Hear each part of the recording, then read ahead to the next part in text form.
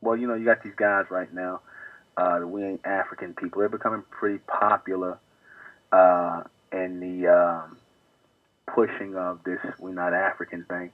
Dropping the whole African identity. You know, and the whole connection and correlation with Africa, which I agree with. ISUPK. We the only ones that love black people. You understand? Only a weak black man chooses to fight his brother.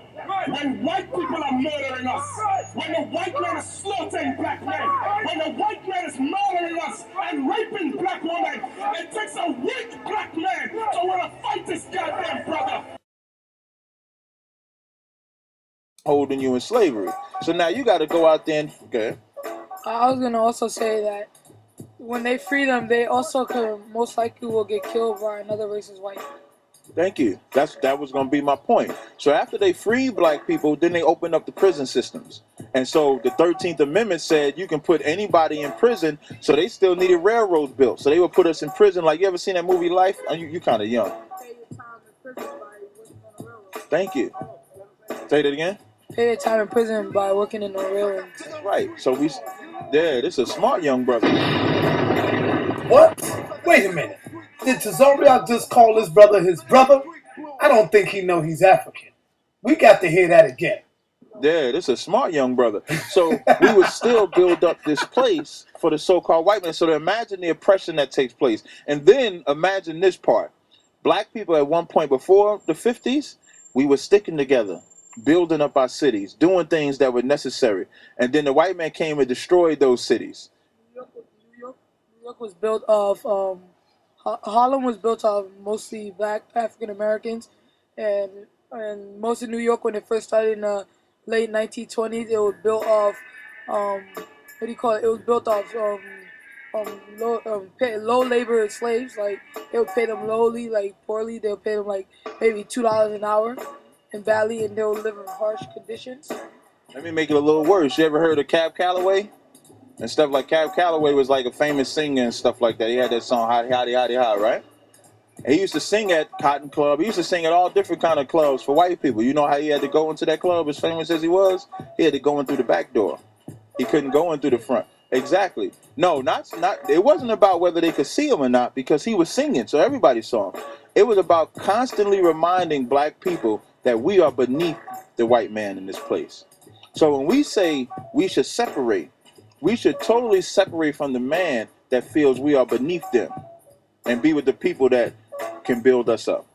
I was going to say also, I believe, I just thought this up, I predict that Obama was chosen president just so black people could feel like they have a place in the world now. Yeah, this boy real smart. This boy, because let me tell you something, Barack Obama, this young man, my bad.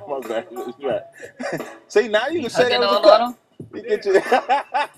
Captain Taharziak is hugging all on the little man. This young man said something real smart. Now, Obama, for Israelites, for us, Obama is not our people because he's an African. We don't teach that we're African. But what he said was correct. They put that black face in office, and then black people thought we made it. Black people. Because there's a difference between Africans and black people in America.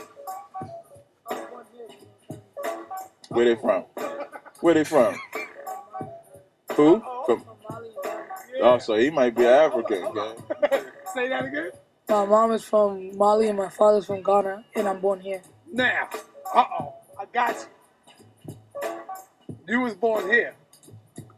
Do you see him as your brother? If he was, as your little brother? If he was born here? No, we ain't dealing with ifs. He already told you where he from. Where you from? Mali and Ghana. He from Mali and Ghana. Beautiful, smart young brother. Is this your people? No. Not if he's an African. If he's an African. Come on, brother. Whoa. Why am I not? See, now do you see the danger in that teaching, brother? That just caused a line between us. That's not uniting us. That's pushing us apart.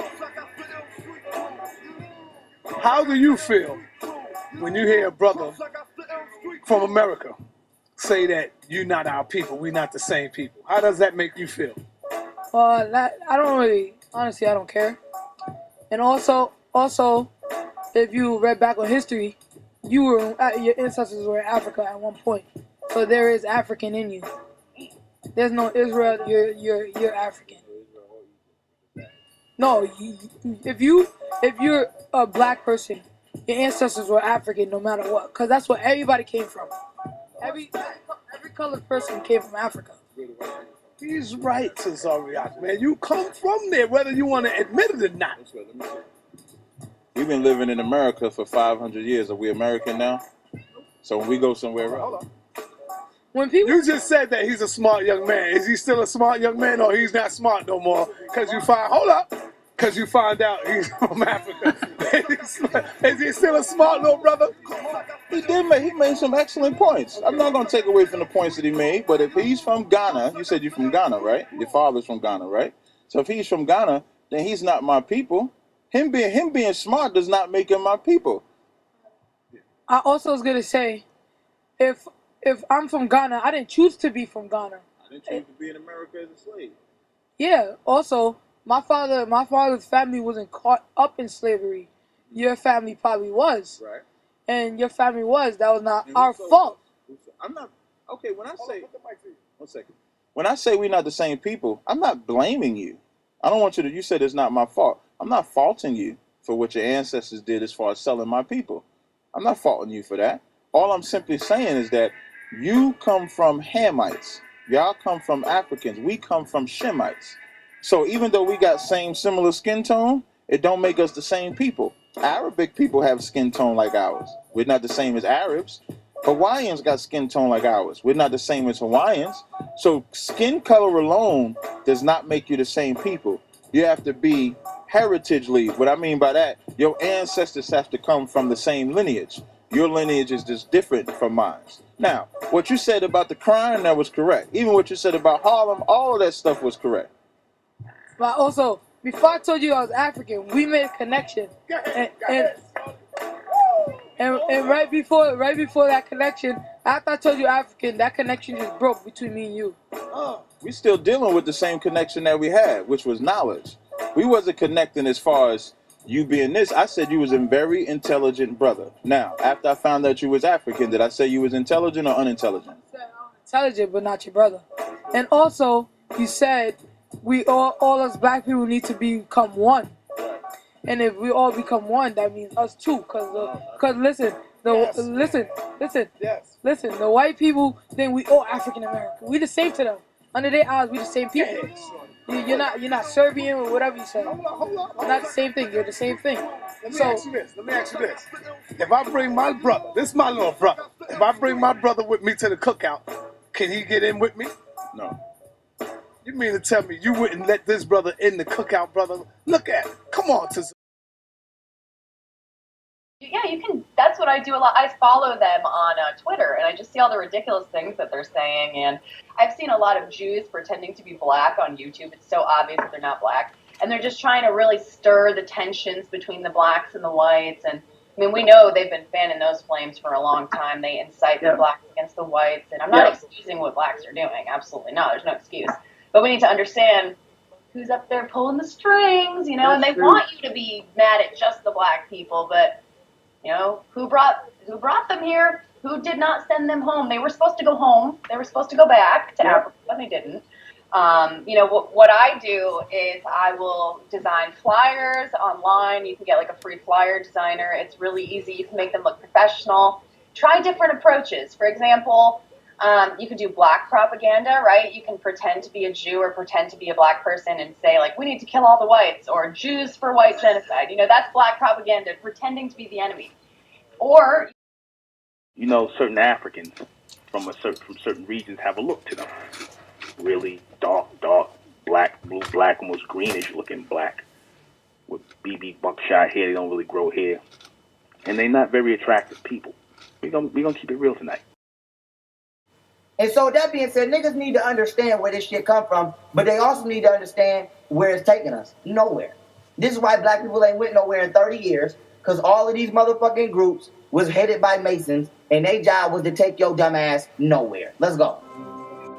You gonna tell a crowd full of women, cut your hair so you look more intelligent, Because your natural hair ain't nothing but a dust catcher and a disease catcher. Can you imagine all the children in the audience right now? All of the little black girls that got Afro puffs? You are our brother and we love you, but damn it, leave this black woman in America alone. What do you want her for? You know damn well you don't want her for good. Look at that. What you want her for? You know damn well you don't want her for good. Let's keep it running. Some of our brothers from Africa come here and do the same thing to you that the white man and your dumb black brother put you through. Yo, dumb black brother. Use your body because you just Africanized now. Oh, this is the ambassador from here and the ambassador from there. This is Mr. Okoko. Now he making fun of how African people talk. I'm going to run it back. Well, he used you, and when he gets finished with you, he dumped your little black backside right out here on the sidewalk. Because where the hell can he take you, old hip-swinging, finger-popping nigger woman that's been in the mud all your life? Oh, hip-swinging, finger-pumping woman, you've been in the mud all your life. This is what he's saying about black women. Let's keep it kicking. Home. The minute Muhammad gets you cleaned up, here they come now. And let Muhammad get you cleaned up. What praise is due to Allah. That Elijah Muhammad really make you look pretty good. That's right, brother. He made her look pretty good for us. Now, when a nigga imitate the African, it's stupid. But when he imitate the Arab, now it's all, that's right, brother, we look good for us. So the Arabic dialect is respected in your mind, but the African dialect is stepped on. So when you wake up and you look in the fucking mirror every day, you gotta tell yourself that you cursed. Now let's keep it kicking. Because most of your family of other black people on the earth, jet black. They didn't have no broad nose and thick lips and kinky hair. They were dark-skinned people, jet black, but they had straight hair, a thinner lip. And we were rejected and despised, not only from the circle of the gods, but we were despised and rejected by all the other dark people of the earth. This is why today black people with kinky hair and broad nose and thick lips are rejected in every society. So basically, you rejected by the white man in every other society at this time because you cursed. And the essence of ugliness is when you rebel against God. And when you rebel against God, in your rebellion, you are marked with a certain mark of your rebellion, which is the disfigurement. Now, let me tell y'all why this is so deep, what he's saying. Let me tell y'all that's why it's deep. First, he made you insecure about yourself. He told you that your big lips, your big nose, and your kinky hair was literally God cursing you, but not listening to him. And so he's using your reflection in the mirror to get you to subscribe to Islam. You're going to stay ugly for life, and you're going to stay black and big lip and big nose and kinky hair, and you're going to stay disfigured because beauty is only to those who submit.